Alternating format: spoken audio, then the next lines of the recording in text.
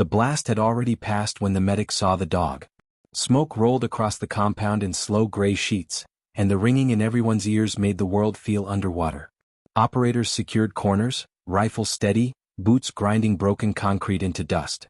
In the center of the courtyard, near a shattered barrier wall, the K9 lay on his side. One rear leg was mangled, twisted unnaturally beneath him. Blood darkened the sand. Yet he wasn't whining. He wasn't thrashing. He was watching. Navy SEAL medic Ryan Hale almost stepped past him. The wounded men came first. That was the rule. That was survival.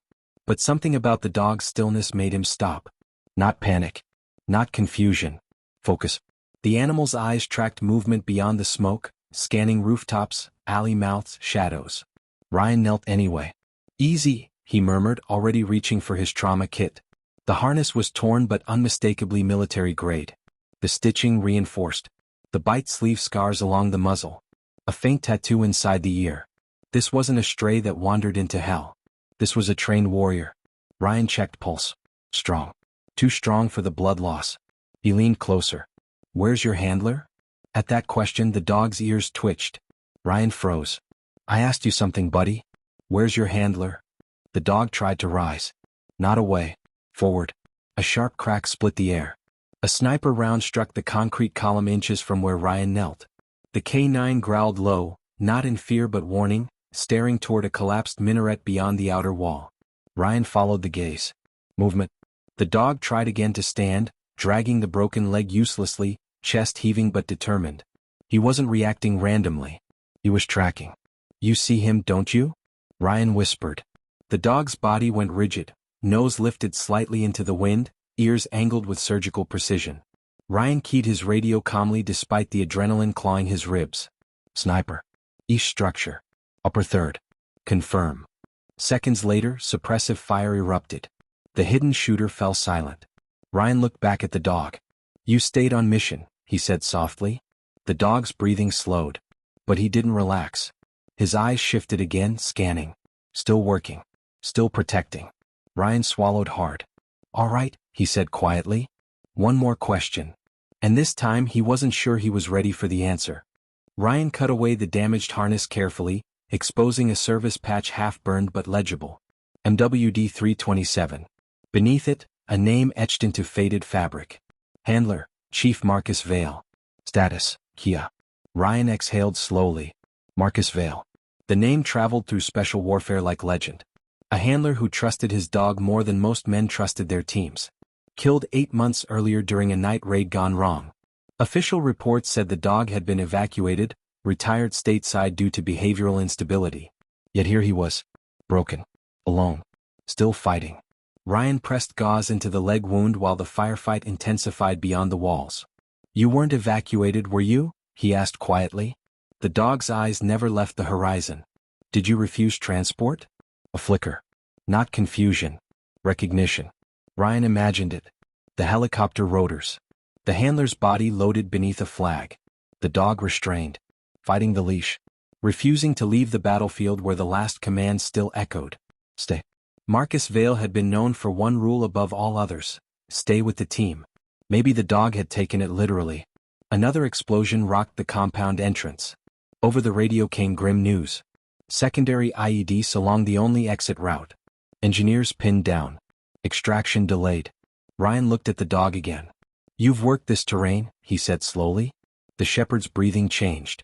Subtle but deliberate. You know where they hide things. The dog shifted, trying to stand again despite the splinted leg. Ryan stared at him in disbelief. You're telling me you can clear it? The animal's gaze locked onto his. Not pleading. Not desperate. Certain. Ryan shook his head. You can barely walk.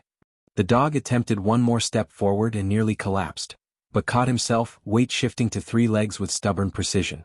Gunfire intensified near the gate. Ryan made a decision that would never survive paperwork. He keyed his radio. I'm taking the K9 to sweep the route. Pause. Then disbelief. He's injured. He's also the only one who knows where the ghosts are buried. Ryan slid a support strap beneath the dog's torso and rose slowly. Last question, he whispered. Are you still with the team? The dog didn't hesitate.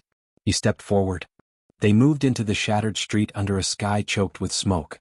Every building was a threat. Every pile of rubble could hide a pressure plate. Ryan kept one hand on his rifle, the other steadying the support strap beneath the shepherd's chest. The injured leg hovered barely above ground, trembling with strain. "Slow," Ryan murmured. The dog didn't need the reminder. He worked methodically, nose sweeping low, body tense but controlled. Not reckless. Not frantic. Professional. Halfway down the road, near a burned-out truck carcass, the dog stopped. Saturday. Perfect posture despite the pain. Ryan's breath caught. He signaled the team. Engineers moved in cautiously. Within minutes, they uncovered a deeply buried plate wired to stacked explosives. Enough to flip armored vehicles like toys. Disabled. Clear. They moved again.